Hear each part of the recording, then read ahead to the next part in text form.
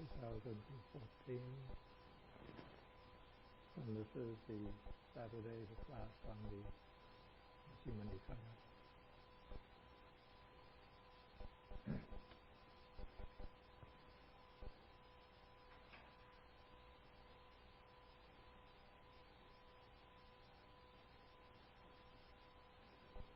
Okay, so we can start now with the homage to the Buddha.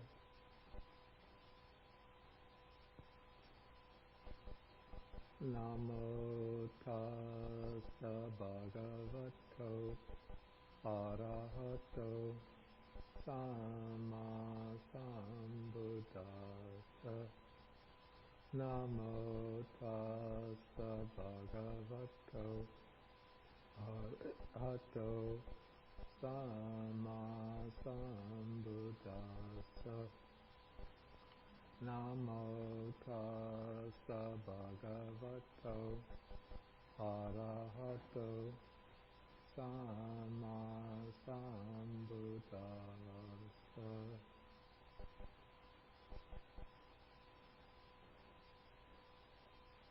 The report is no?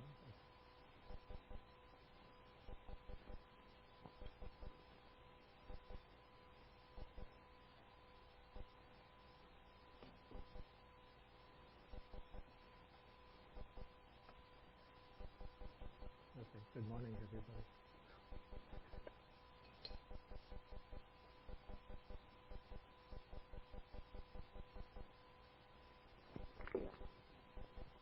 Okay, so we have been studying the sutta called the Chabbisodhana Sutta, the Sixfold Purity or the Sixfold Cleansing. And this is Sutta number 112 in the Majjhima Nikaya. And last week we went through the first few sections of the sutta. Just to recapitulate, the theme of the sutta is how a monk should be investigated or interrogated when he declares what is called anya, which is the word that is translated here as final knowledge. And so the standard way in which the declaration of final knowledge has come down in the suttas is with the declaration that the monk says, I understand that birth is destroyed, or that sounds a little weird, I have to say that, maybe we could say that birth is finished. In other words, that the cycle of rebirth is finished, that the brahmacharya, the spiritual life, the holy life, has been fully lived. What had to be done has been done. That is the four tasks regarding the Four Noble Truths, fully understanding the truth of dukkha, abandoning the craving, which is the origin of dukkha, realization of nibbana, the cessation of dukkha, and fully cultivating the path, the way to the end of dukkha. And when one does this, then one can say further that there is no more coming back to any state of being. And so when a monk declares this, the Buddha says that the statement should neither be accepted nor rejected, but instead you should question him. And the Buddha is going to describe various ways to question the monk. The first way that's given in this sutta is by way of what are called the four kinds of expression. That is, one speaks of the seen as it was seen, of the heard as it was heard, in regard to the sense and the cognized. So the monk should be one who is able to say that he abides basically without any attachment and without any repulsion and without any delusion about things seen, heard, sensed, and cognized. Okay, so that is the first section. Then even if a monk explains it that way, the Buddha says one should go on with the investigation. And so one tells him that there are these 5 aggregates subject to clinging, then how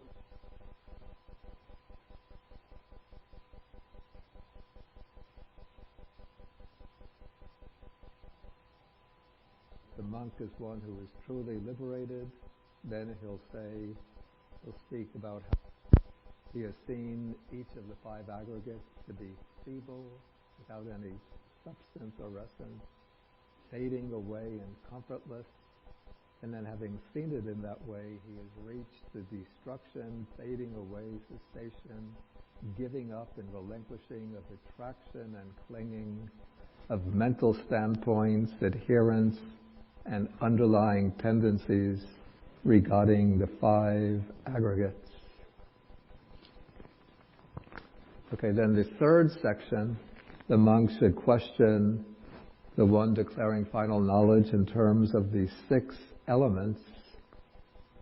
So the 6 elements are the 4 material elements: earth, water, fire, and air.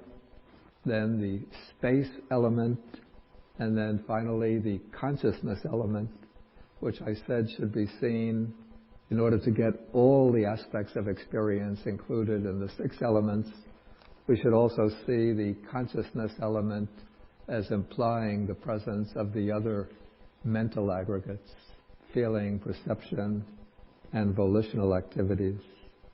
And so when the monk is one who has been completely liberated, then he'll declare with regard to each of these elements, again, that he has treated the earth element as not self, with no self based on the earth element.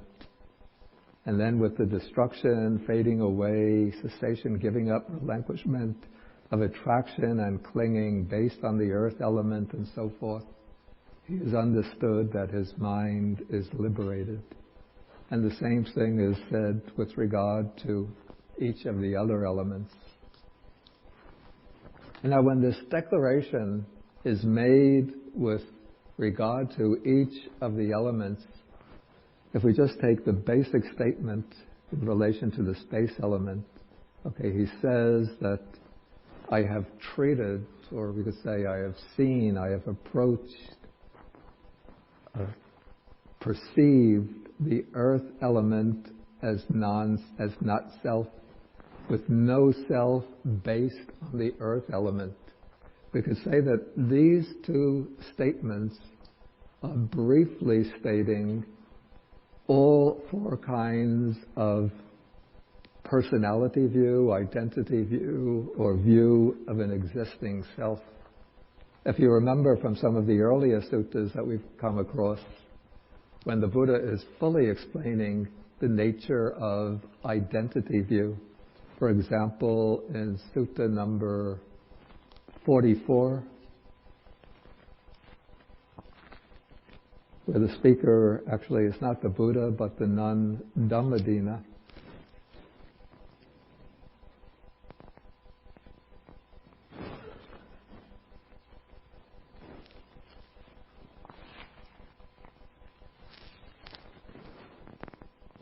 This is on page 397.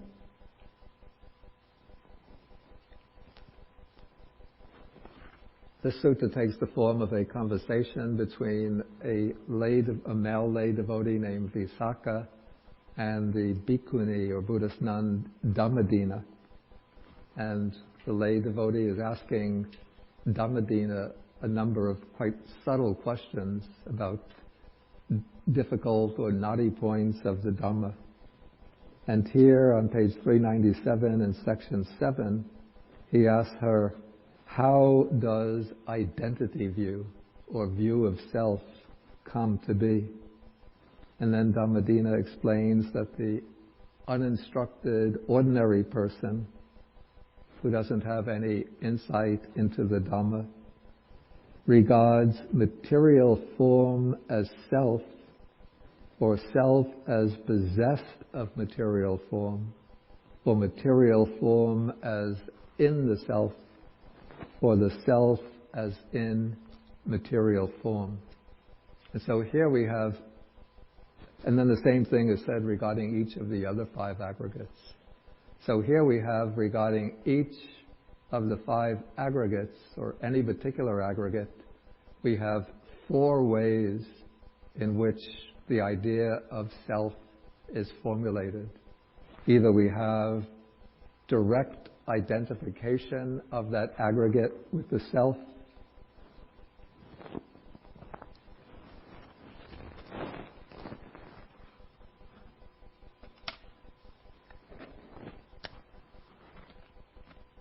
and so if we take,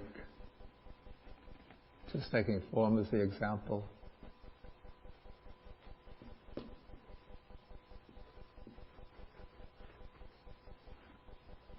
or we have possession, in which the self is seen to possess, to be the owner.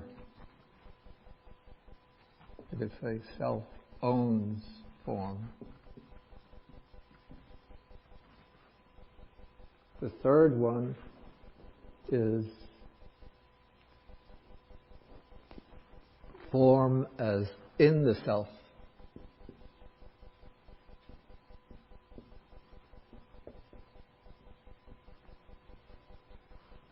So this is a kind of view that one would have found perhaps being promulgated by some of the thinkers and philosophers of the Upanishads, who had the idea that there's a vast, universal, all-encompassing self, which is permanent, changeless, indescribable, and everything that belongs to the person exists within this all-embracing self. And then the fourth position is that the self exists in form.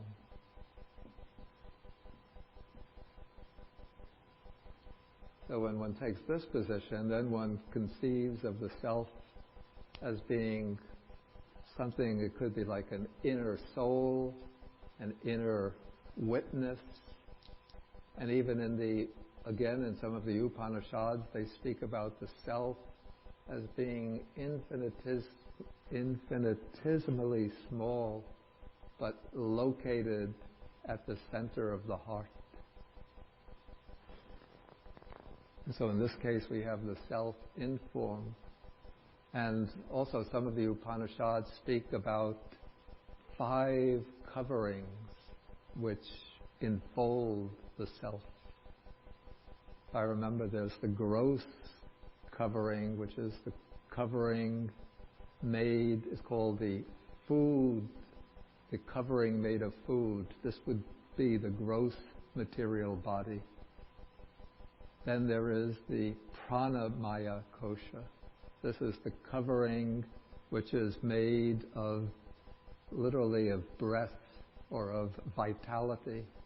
So this is the vital component of the material body, which is a subtler layer than the gross material body. Then we have the covering manomaya kosha, the covering or sheath made of mind. This would be, I guess, the collection of mental functions. And then subtler still, there is, I think it's called the Vijnana Maya Kosha, the covering of consciousness, which is distinguished here from mind. This, I guess, would be the light of awareness. And then the subtlest sheath is the Anandamaya Kosha, called the sheath consisting of bliss. That would be like the subtlest layer of the psychic being. But then even subtler than these 5 layers or 5 coverings, there is the innermost core, which is the supreme self. And so the task of the contemplative, of the meditator, is to go through in meditation each of the 5 sheaths and see that the 5 sheaths are not the self. In a way, that sounds a little similar to Buddhism, except that in the Upanishads, when one breaks the identification with the 5 sheaths, then one eventually discovers at the core of the 5 sheaths their innermost essence, which is the Atman, the self, which at the same time is the Brahman, the universal divine reality, which underlies the whole universe and which is the power behind all cosmic processes. I sometimes wonder whether the Buddha used the formulation of the 5 aggregates as a kind of counterpoint to the Upanishadic theory of the 5 sheaths. But there's no direct evidence that he appropriated this idea from the Upanishads. But it seems a bit curious that they both use a scheme of 5 elements of the person. Except that for the Buddha, the view, whereas for the Upanishads, the view of the self in form or within the 5 sheaths is the height of wisdom. For the Buddha, this is a kind of what's called an identity view or self-view, which is adopted by the uninstructed, ordinary person, the person of the world. Okay, so in regard to the 5 aggregates, the standard formulation, we have these 4 types of view of self. Okay, in one, we could see that there is a direct identification. So this is form is self. And what is common to the other 3 views?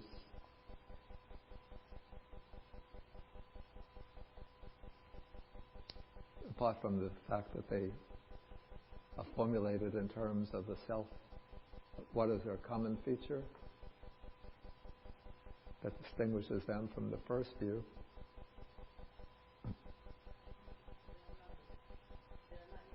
Right, that there's some distinction between the self and the aggregate.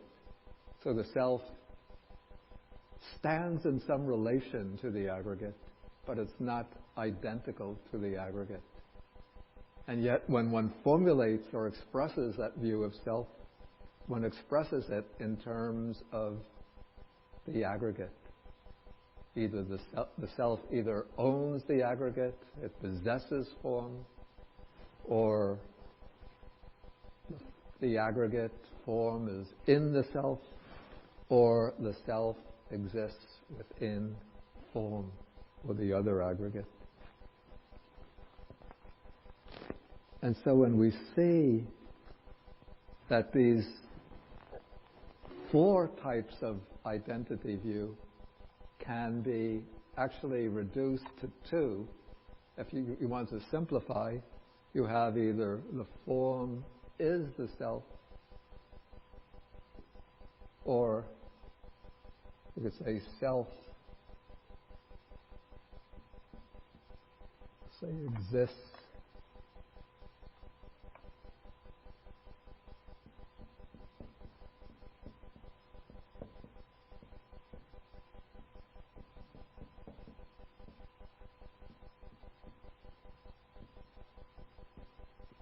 that the self exists in some relation to form.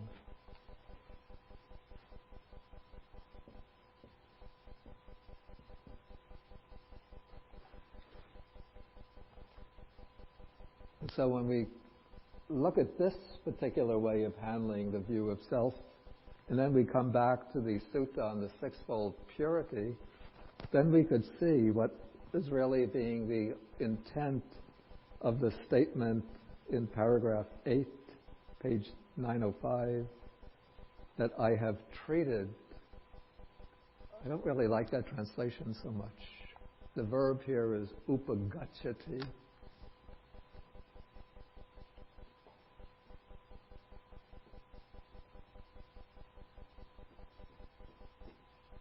which means to approach, to go to, but I guess it takes on the meaning of, sort of implied meaning, I have considered, looked upon. And so here he says, I have treated, that is, I have looked upon the earth element as not self. So you can see that this is just an alternative way of stating that, or it's the rejection of the view that form is self. So it's negation of this view, sort of rejecting it. And then what he says, I have treated no self based on the earth element.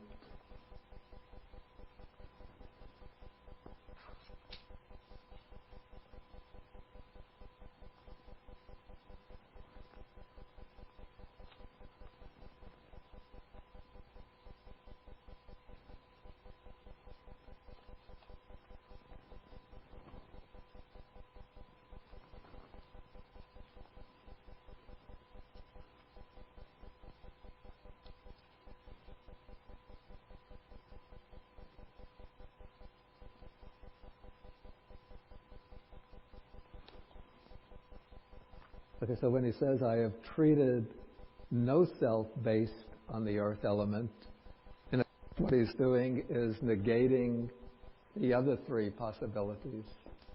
So he's negating the possibility that the earth element is either the basis for a self that owns it, or the earth element is inside the self, or the earth element is a receptacle, and the self is inside the earth element. And then he makes the same statement with regard to the other elements, the water element, the fire element, the air element, and then the space element and the consciousness element.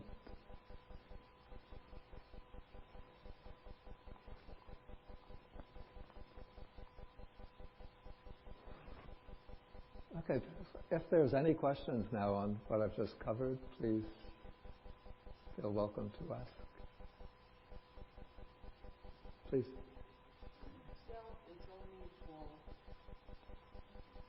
discussion on that is only on this present life, right? It doesn't discuss life after, or does it?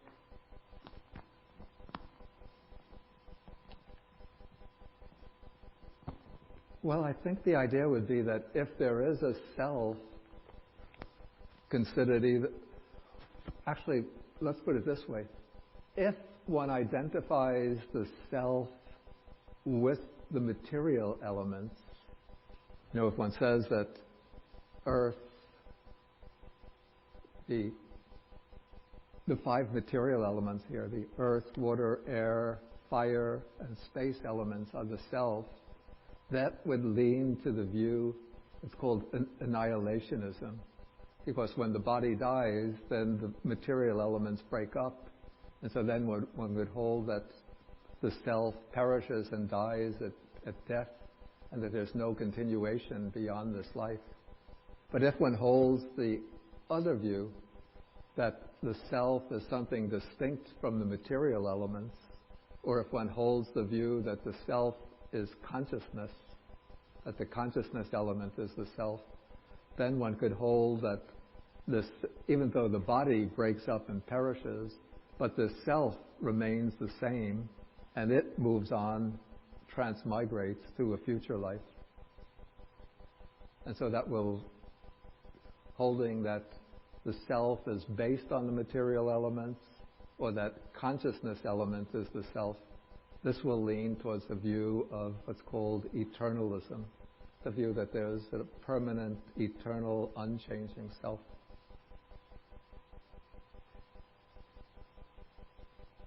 Any other questions? Okay, so let's go on now to the next section. So this is section number 9. Okay, so the Buddha says that if a monk answers in this way, then the monks should applaud his words, but they should still, at least they could still, investigate him further. And they do this by posing the question in terms of the 6 internal and external sense bases. And there's a little problem in this section.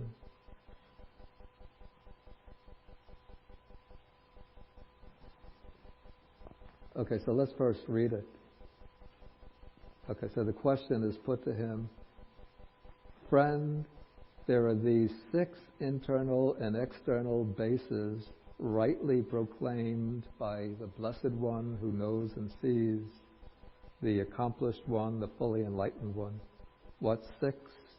They are the eye and forms, the ear and sounds, the nose and odors, the tongue and flavors, the body and tangibles, the mind and mind objects.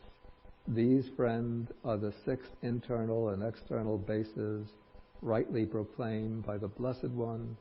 How do you know, how do you see regarding these 6 internal and external sense bases?"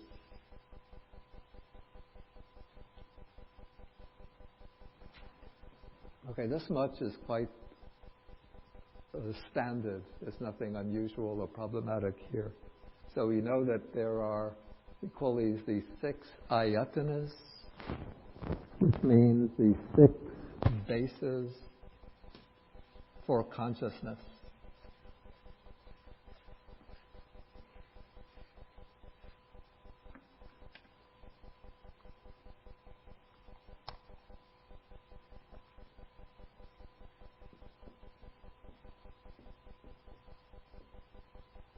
And the 6 bases are divided into 2 subcategories. The internal, which are sense faculties, including the mental faculty, and then the external,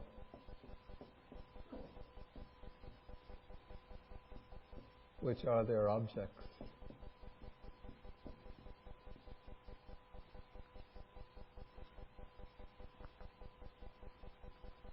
And so we have the eye, the faculty of sight, and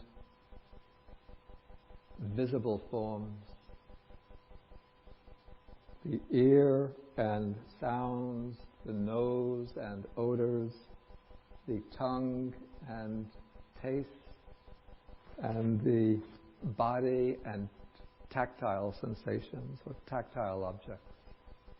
So those are the 5 physical sense faculties and their respective objects.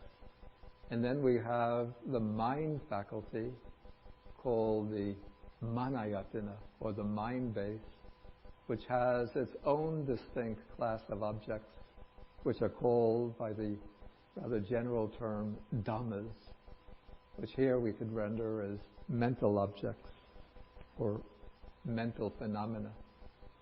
And so the mind faculty, or the mind base, can take also the objects of the physical senses, because we also, conceive and classify and describe with our minds the objects of sight, sound, odors, tastes, and so on. We can recognize them, we can compare them, we can distinguish them, we can conceptualize them. All of that is the work of the mind base. But the mind base also has its own class of objects, purely mental objects, abstract concepts, ideas, mental images, judgments, discernments, and so forth. And these are called ayatanas, bases, because when consciousness arises, it always arises based upon a sense faculty. and it always takes some object. So consciousness is a word that's been used in philosophy to describe this aspect of consciousness, that it's always intentional.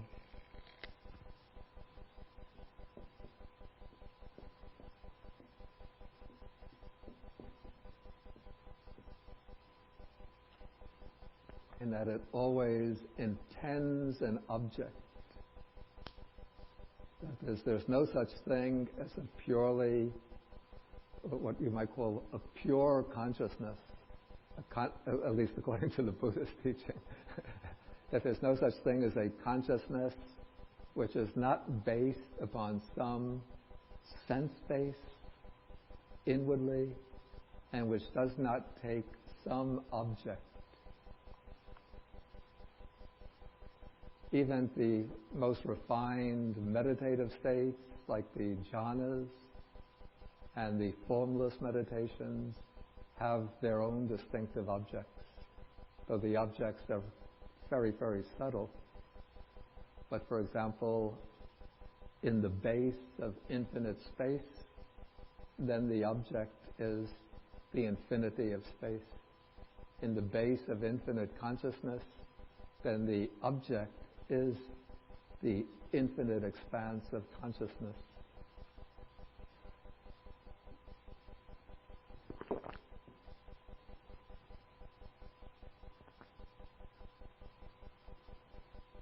Okay, so these are the 6 internal and external bases. And then the monks are to ask the one declaring arhatship, how does the Venerable One know, how does he see regarding these 6 internal and external bases, so that his mind is liberated from the asavas through non-clinging. And then if a monk is one whose asavas are truly destroyed, or if he's one who has the copy of the Sutta folded up, written down on the palm of his hand, so he could glance down when he's being examined, then this is the way he'll answer. He'll say, friends, with the destruction, fading away, cessation, giving up and relinquishing of desire, lust, delight, craving, attraction, clinging, and mental standpoints, adherences, and underlying tendencies regarding the I forms, I consciousness, and things cognizable by the mind through I consciousness, I have understood that my mind is liberated. And here there's a little problem. Anybody identify what the problem is?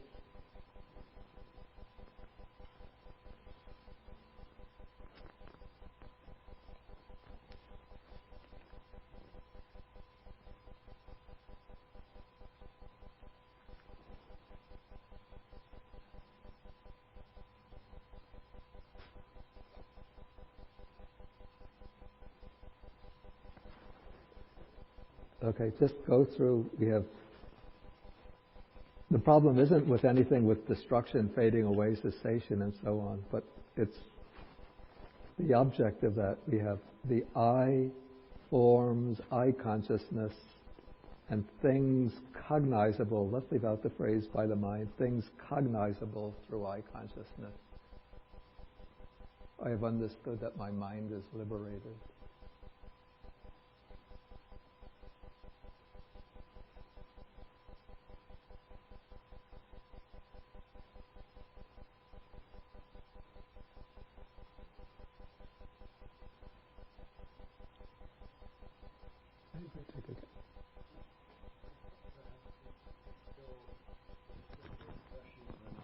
My mind? No.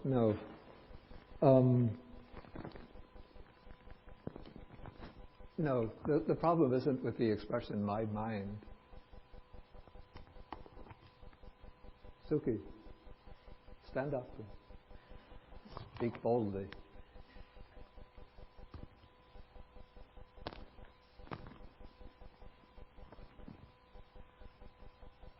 things cognizable by eye consciousness, isn't it same as form? Yeah, that seems to be the problem here. That usually in many of the sutta passages which are describing sense perception, they speak about, okay, through the eye, let me see how it's put.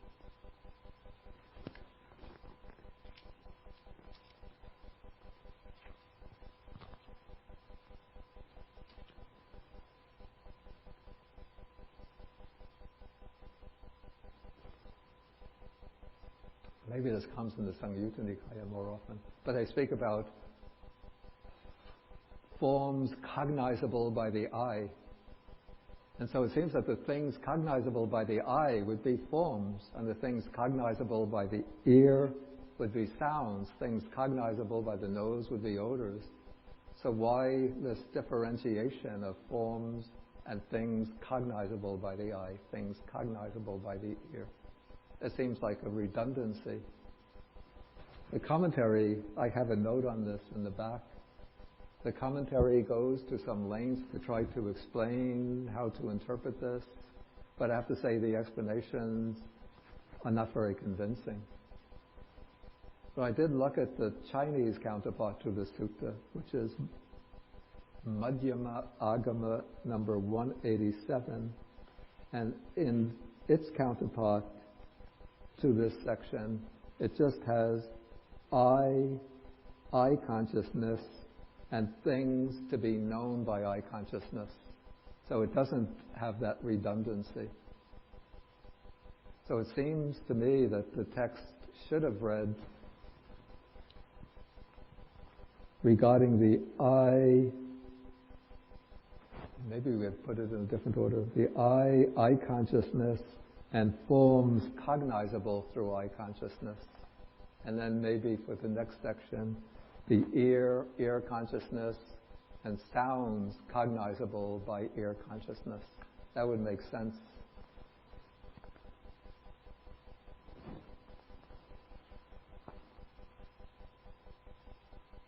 Or another way to take it, if one wants to accept all four as valid, would be, for example, if I'm looking at, say, this little table here, the form would just be the appearance, the color and shape, but the thing cognized by eye consciousness would be the table in its totality. But we don't find other texts which makes this distinction.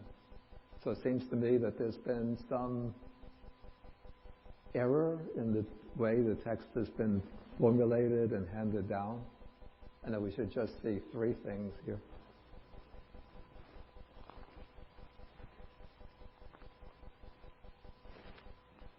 Okay, so anyway, we have here now basically the statement is showing that the monk who's declaring arhatship is free from all craving, which is summed up which is expressed in terms of a number of similes. Desire is chanda, lust would be raga, delight, nandi, craving is tanha, attraction, I don't remember the words used for attraction here, could be anurodha, and clinging would be upadana. And then of mental standpoints, adherences and underlying tendencies, those could take into account both craving and wrong views, or even taking greed, aversion, and delusion. But in any case, he's saying that his mind is freed from all defilements regarding the objects of perception, regarding the sense faculties, and regarding the consciousness.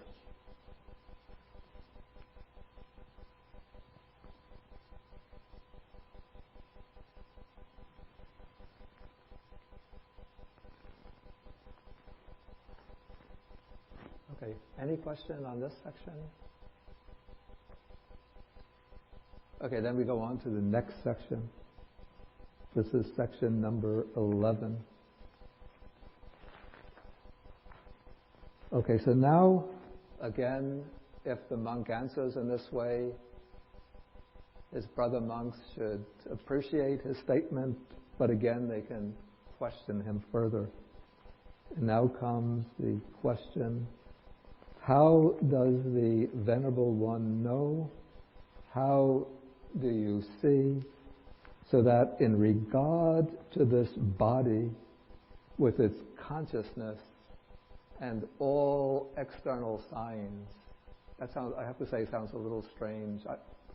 I've changed my translation of this to objects, because external signs would be like you're coming up Chuangyan Monastery, you'll see sign parking lot, sign this way to the Great Buddha Hall, this way to Kuan Yin Hall, this way to the dining hall, or driving out on the street, speed limit 50 miles per hour. It doesn't mean signs in that sense, but the word here is nimitta, which can be translated objects. So it's referring to this body with its consciousness. So here we have all the material components of existence sort of summed up in the body, and then all of the subjective or mental aspects of experience summed up simply with the word consciousness. And then all of the objects of experience comprised by the expression external signs. I think it's bahida nimittani. Okay, so in regard to all of this, I-making, mind-making, and the underlying tendency to conceit have been eradicated.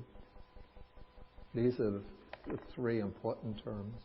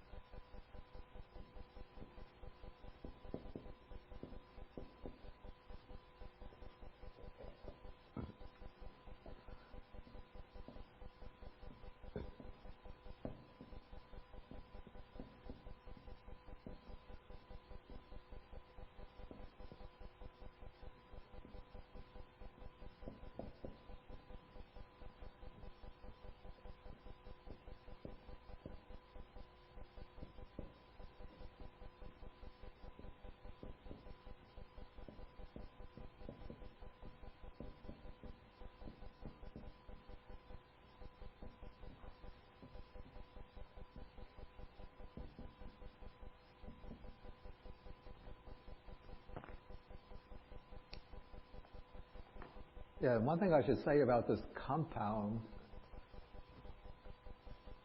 you see, Pali is, they call it an agglutinative language, in that you could, I used this expression yesterday, that you could glue words together to form long compounds. So this is a long compound, ahankara, mamankara, mananusaya. And it's a little bit, because it's formed a compound, it's a little bit unclear whether the last word, anusaya, underlying tendency, should be taken only in relation to conceit, or whether it should be taken in relation to all three of them. I'm inclined actually to take it in relation to all three of them, so that we have underlying tendencies to I-making, mind-making, and conceit. And these three terms are connected with the activities of three particular types of mental defilements. I-making is generally sort of connected or explained to result in a view of a substantial self, some kind of metaphysical self, or some kind of persisting ego entity behind the process of experience.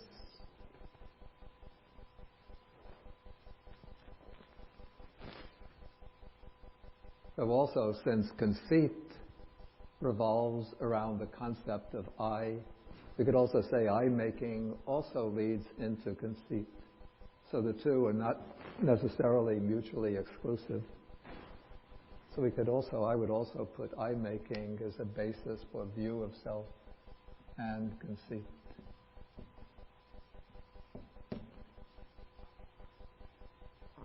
But maybe because conceit also plays a very prominent part in our mental life, so the Buddha has made it here a separate factor amongst these three. Okay, and then the second one is called mamankara, which means making mine, making things mine. And this is connected with the activity of craving. Because craving is, you could say, it's a drive not only to enjoy, to find delight in the objects of the senses, but it also has a possessive tendency. It's sort of the basis upon which we grasp things and appropriate them, take them to be possession of myself. And so, if you could say that through I-making, we create the sense of an inner self, and then through mind-making, we reach outwardly and grasp hold of things and take them to be mine, not yours. Like we have all of these labels. This is the property of Venerable Bhikkhu Bodhi. Anybody who takes this will be prosecuted to the full extent of the law.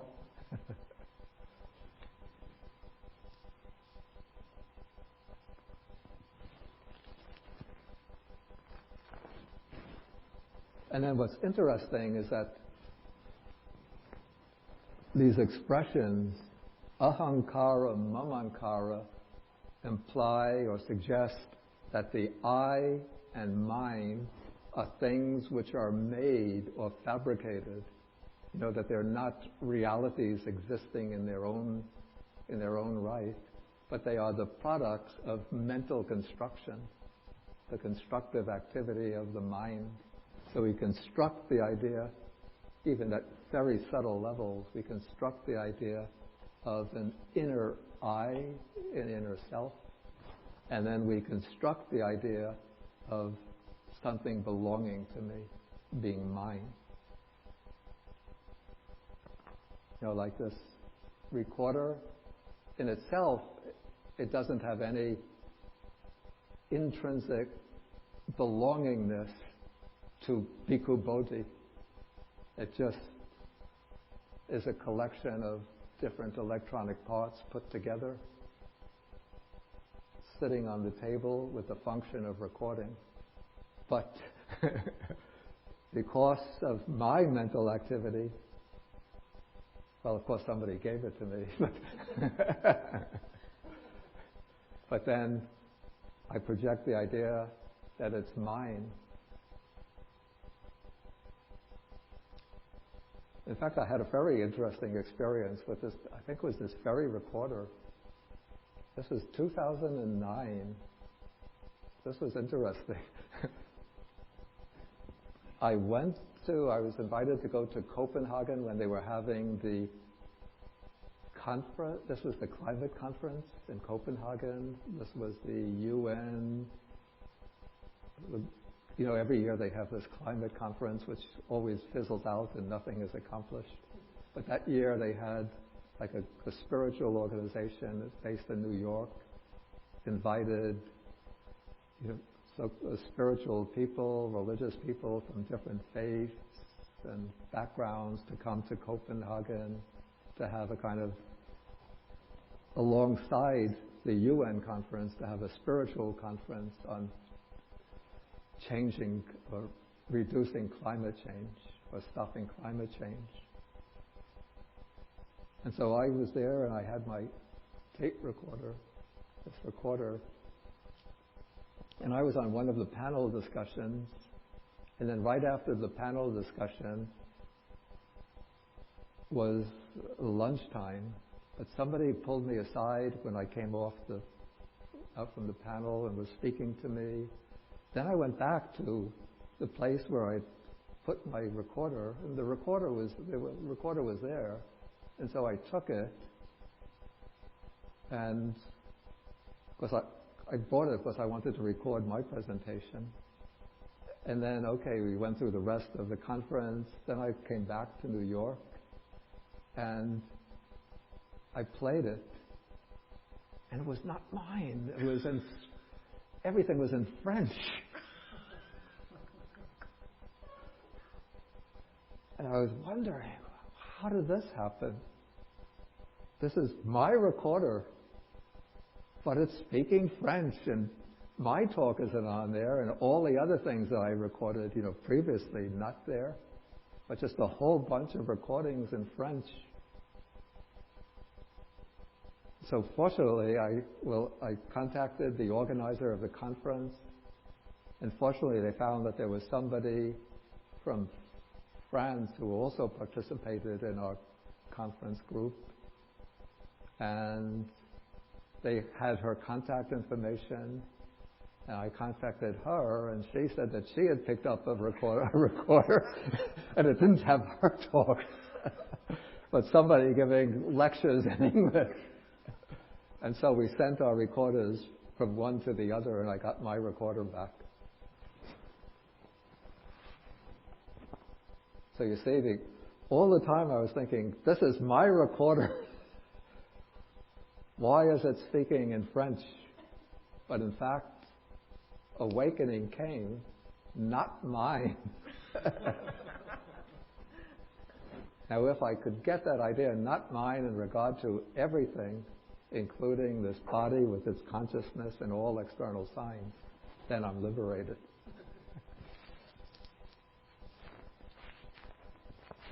Okay, so now the monks ask, how is it that in regard to this body and consciousness and all external signs, you have eradicated I-making, mind-making? Oh, I didn't explain conceit yet. Okay, conceit is the third factor involved here.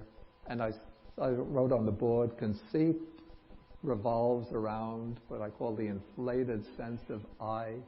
But this sense of I moves in a different direction from the formulation of a view. The sense of conceit arises when one takes the idea of I and uses it to build up one's sense of, we say, self-worth, prestige, sense of, sometimes it's said that this conceit can work in three ways, because one is measuring, through conceit, one is measuring oneself against others, and so one can conceive oneself as being either superior to others. That's the connotation of the word conceit, the usual connotation in English, that one is superior to others. But in the Buddha's explanation, there are three aspects. Apart from the superiority conceit, there is the conceit of being just as good as others.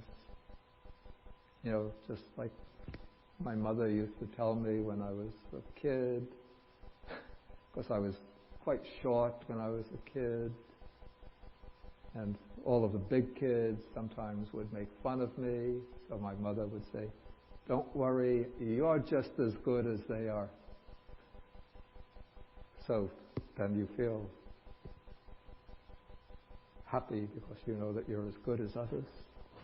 And then comes the third kind of conceit. This is what we call the omana in Pali, with an O in front of it.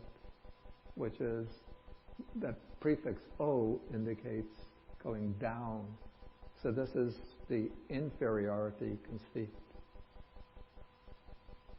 Sometimes it's also explained as hino asmi mana, the conceit that I am inferior to others. So there's the seyo hamasmi, that's I am superior to others. Sadiso hamasmi, I am equal to others. And hino asmi mana, I am inferior to others.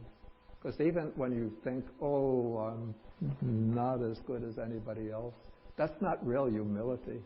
But that's a subtle kind of clinging to the notion of I. Real humility is you don't have any sense, well, it doesn't have to be the selflessness of an arhat, but real humility means that one just doesn't compare oneself with others, but one accepts one's own portion of talents, abilities, skills, beauty, strength, and so forth, just as they are. Maybe trying to improve, of course, but not using this as a basis for ranking oneself, putting oneself in the ranking order in relation to others.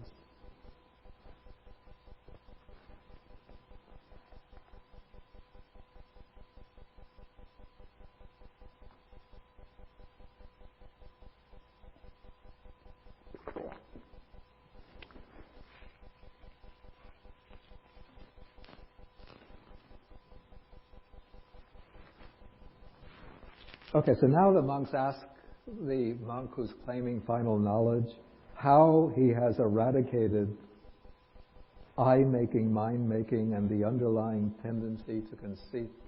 And this question comes up, this is an interesting point, in a number of other suttas, particularly in the Samyutta Nikaya. One sees there might be about 8 or 9 or even 10 suttas in which this question is raised, particularly in the chapter 22, the connected sayings, connected discourses on the 5 aggregates. And invariably, or at least most often, the answer is whatever material form there is, internal or external, or whatever material form there is, past, present or future, internal or external, high or low, inferior or superior, far or near, one sees all material form as it really is. This is not mine, this is not I, this is not myself. And then the same is repeated for the other 4 aggregates. So that is the answer that one finds repeatedly in the Samyutta Nikaya. For example, chapter 22, there are several suttas in the 60s, might be 63, 64, which give that answer, or it could be 69, 70, I'm not sure exactly. But if you look around in the 60s in chapter 22 of the Samyutta Nikaya, you'll find that answer. But here we have a different presentation. Maybe this presentation is used because this particular sequence is quite typical or quite standard in the Majjhima Nikaya. So the monk here is going to explain in terms of the full, what is called the sequential training. So he starts off by saying that in the past, when I lived the home life, I was ignorant. Then the Tathagata, the Buddha, or his disciple, taught me the Dharma. On hearing the Dharma, I gained faith in the Tathagata. Possessing that faith, I reflected upon the unsatisfactory nature of the household life. Then I went forth from the home life into homelessness. Then having gone forth, I took up the precepts and the way of livelihood, the way of training of a bhikkhu, and then we have all of the intermediate stages of training here, which you'll find in Sutra 51. We don't have to go through them again. up to the stage of purifying the mind of the five hindrances. And then he continues that having thus abandoned these 5 hindrances, the defilements of the mind that weaken wisdom, then secluded from sense pleasures, secluded from unwholesome mental states, I entered and dwelt in the first jhana. Then in sequence, I entered the second jhana, third jhana, fourth jhana. But then there's a little difference from the standard sequence that we find elsewhere in the Majjhima Nikaya. Here he says directly, when my concentrated mind was thus purified, bright, unblemished, and so on, I directed it to knowledge of the destruction of the asavas. Now, where we find the sequence elsewhere in the Majjhima Nikaya, then we have what are called the te vijja, that is the 3 higher knowledges. That is the passage on using the concentrated mind to arouse knowledge or understanding begins with the recollection of previous lives. For example, we find this in Sutta number 27. Well, we find it in the Buddha's description of his own development in Majjhima Nikaya Sutta number 4. Then we find it in the description of the disciples' progress. Sutta number 27, Sutta number 39, Sutta number 51, also I think in Sutta number 73, perhaps some other suttas. But here, then from the recollection of past lives, then we come to the arising of the divine eye, which is the ability to directly perceive the passing away and rebirth of other beings, and to see how beings move from life to life in accordance with their karma. Then in the third place comes the knowledge of the destruction of the asavas. But in this sutta, the exposition moves directly into the knowledge of the destruction of the asavas.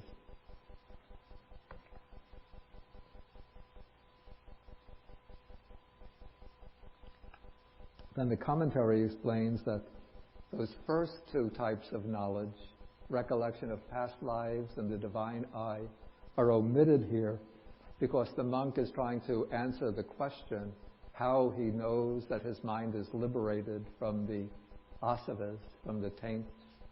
And then the knowledge of past lives and the divine eye are not really essential for acquiring that knowledge. And so the speaker can move directly into the knowledge of the destruction of the asavas. And so then he says, I directly knew as it actually is. This is suffering, this is its origin, its cessation.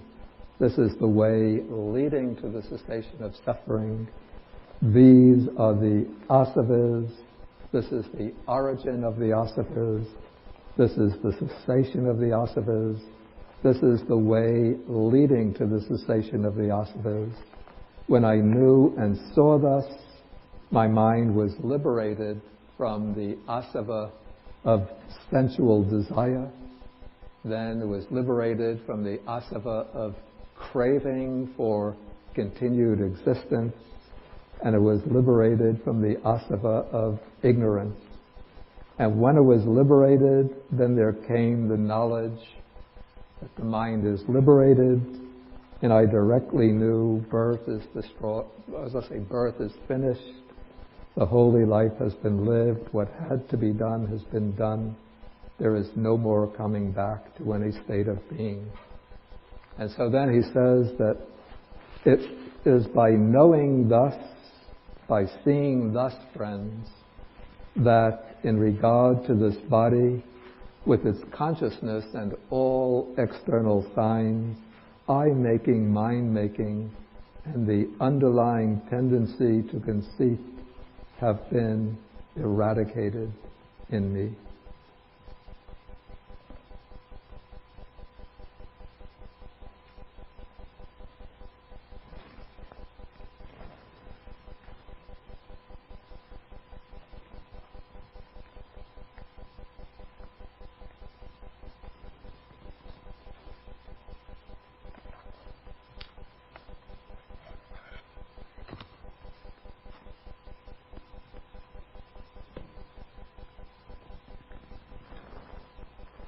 Okay, now, first, any question on this part that I've just covered? Okay, now comes a little interesting observation. First, look at the title of the sutta.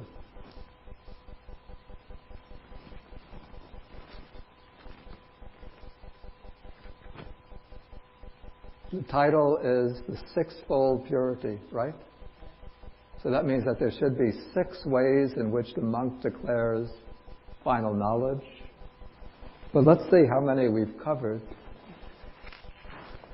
Okay, we've had the section on the seen, heard, sensed, and cognized.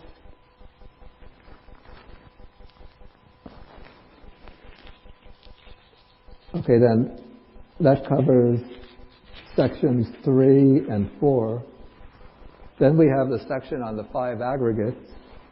That's section 5 and 6. So we have 2. Then we have the section on the 6 elements. That is section 7 and 8. So we have 3. Then we have the section on the 6 internal and external bases. This is paragraphs 9 and 10, so we have 4.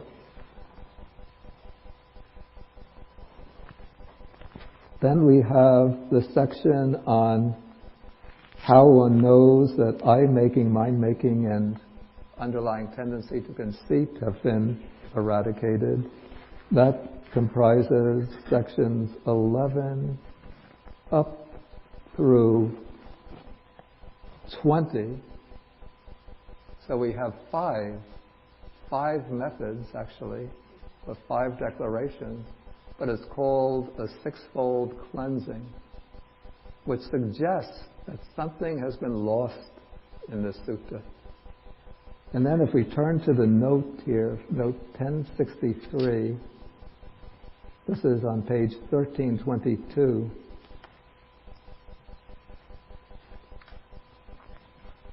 it says MA, that means the commentary, the Majjhima Atthakatha, the commentary to the Majjhima Nikaya, finds it difficult to account for the sixfold mentioned in the original title, since only 5 questions and answers have come down in the discourse. It suggests dividing the last item into 2, that is, one's own body with consciousness as one part, and then it says the conscious bodies of others as another part. But nothing like that is mentioned in the sutta itself. And then it also mentions another opinion which says that the 4 nutriments should be brought in as the 6. In fact, I think if I remember, the commentary says that those across the ocean, across the sea, say that the 4 nutriments should be brought in as the 6th. But I made these notes or prepared this edition, I think it was in 1988, something like that. So then I wrote, neither of these suggestions, however, appears cogent, and it seems likely that a part of the text has been lost.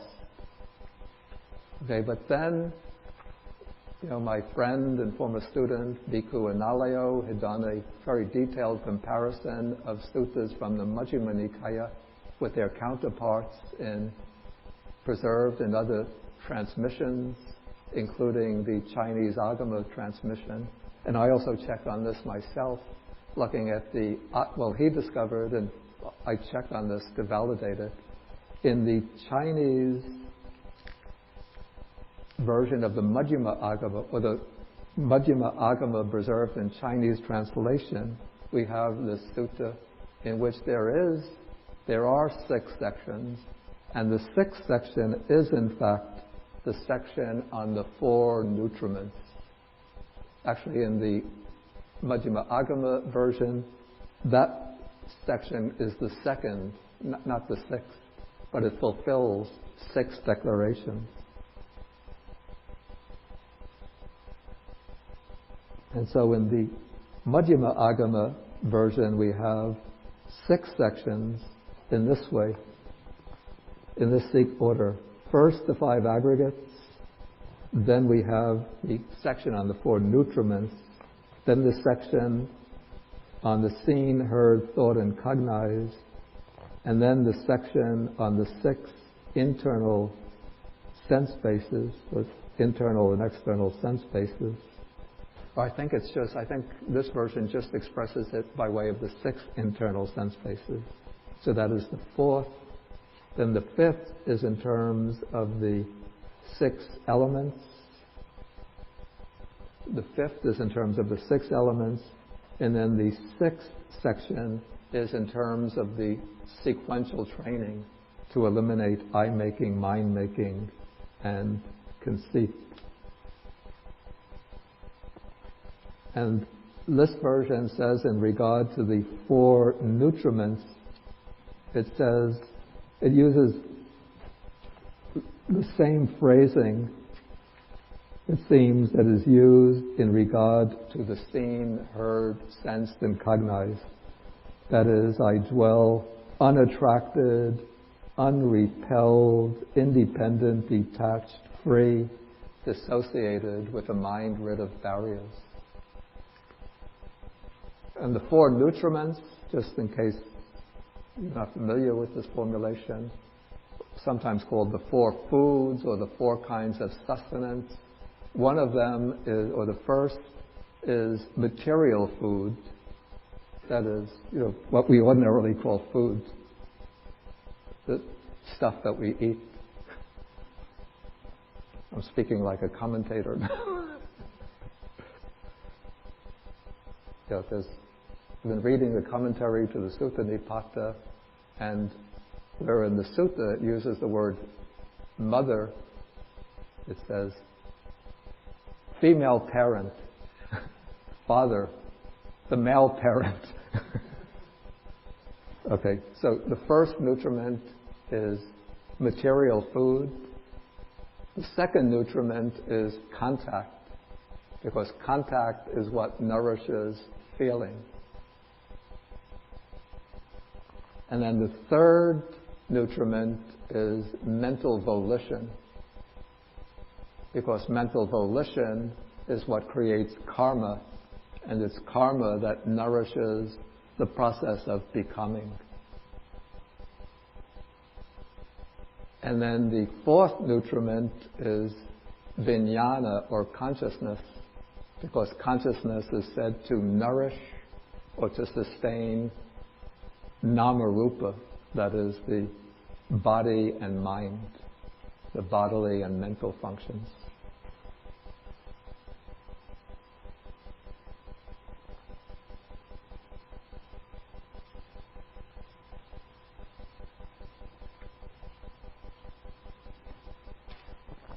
Okay, so this will be our basic discussion of the sutta. So if anybody has any questions, then please feel welcome to ask. Let me get my long distance.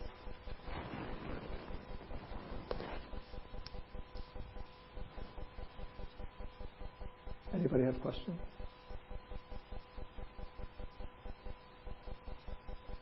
No questions? Okay.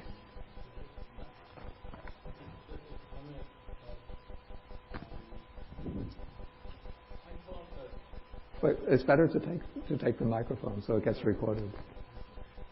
Perhaps by having the title Sixfold, purity.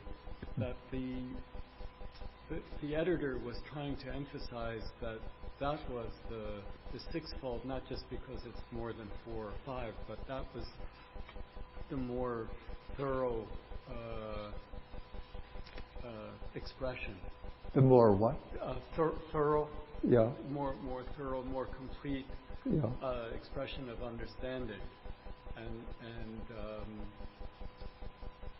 that was not necessarily that there were 6, but that the one that had 6 elements to it was the one that was to be that had the highest standing among the others.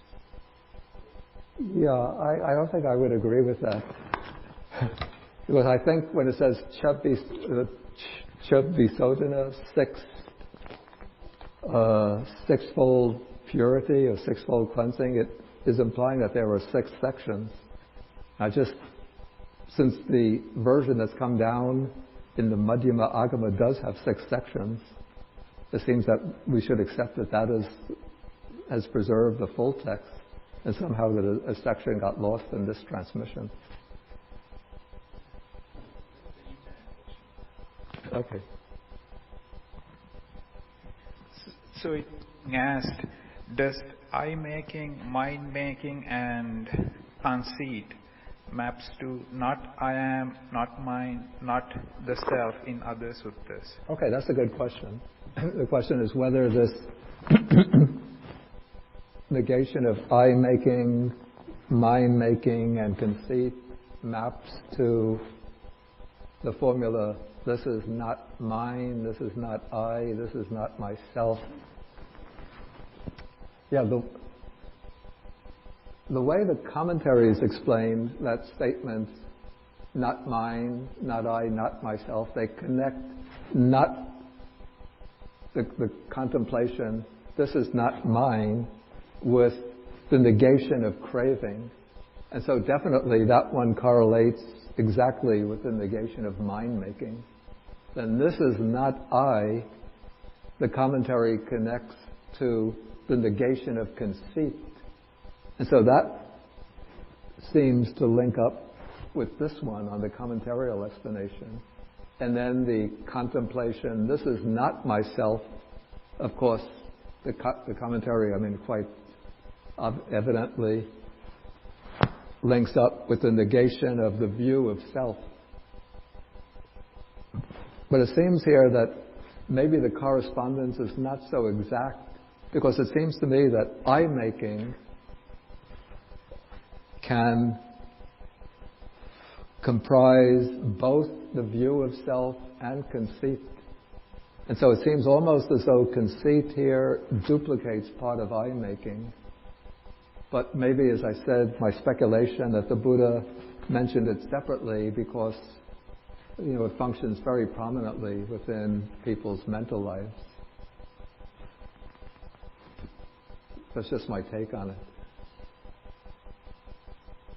So you would say that more or less there's a correspondence, but one shouldn't be too sort of rigid and particular about trying to map out a correspondence. So that's a question on my own. So when one sees the 5 aggregates and the mind starts to understand this concept of perhaps not I, not mine, not myself, does that happen for all 5 at one time? Or does it happen like the form aggregate first and then goes to the feeling and so on and so forth, and finally one day perhaps even the consciousness aggregate? Yeah. Certainly in the regular course of training, one goes through them individually. And then when one gets the ability through the sharpening of mindfulness and the capacity for observation, then one is able to call up sort of mentally each aggregate separately. So just adverting to the body, material form, and then one observes this, not mine, not I, not myself. Then one brings up the feeling and starts observing the feelings, pleasant feelings, painful feelings arising and passing away.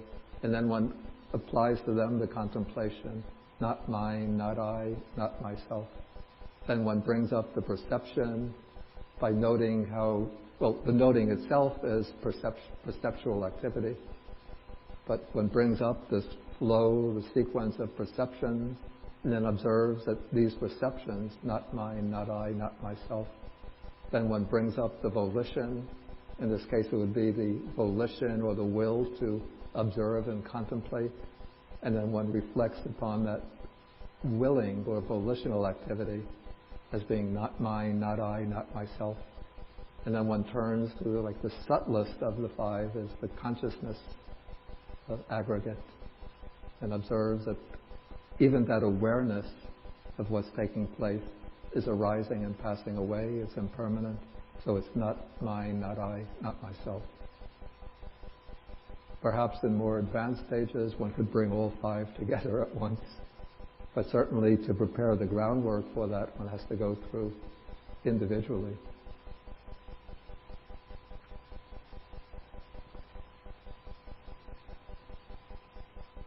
Any further questions? Okay, then we'll end for the day.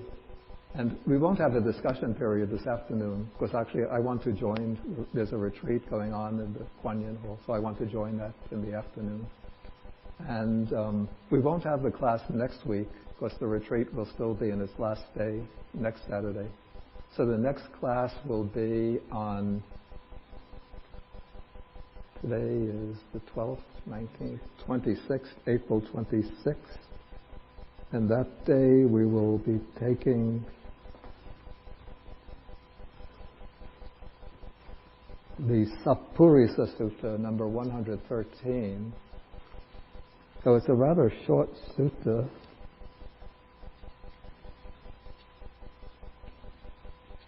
Maybe we'll skip over. You could read this. I think it's pretty self-explanatory. We'll take number 114 next time.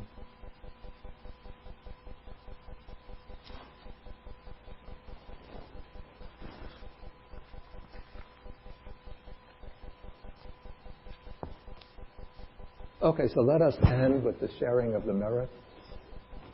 I think we don't have the forms with the formula. They're up the hill. If you know it, then you can just recite along. And this is to share the merits with the deities, the bhutas or fear spirits, the nagas or dragon spirits, and with all beings in the world, wishing them to be well and happy, and wishing the devas to protect the Buddha's teaching.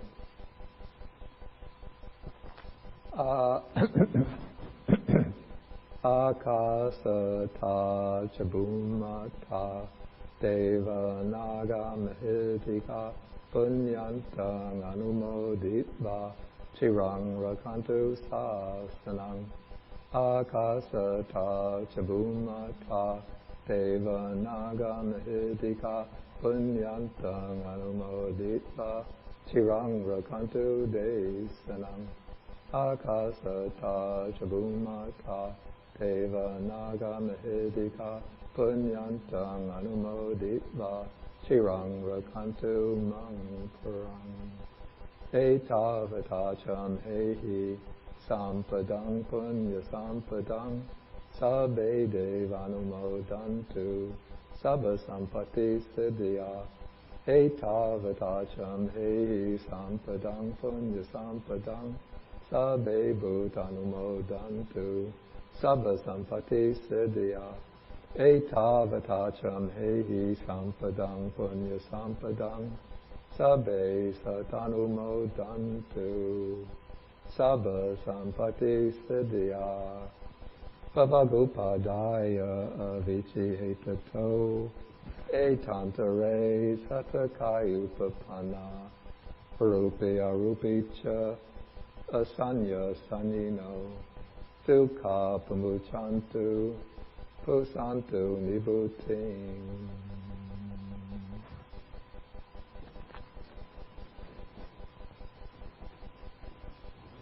we can stand in the end with 3 bows to the Buddha.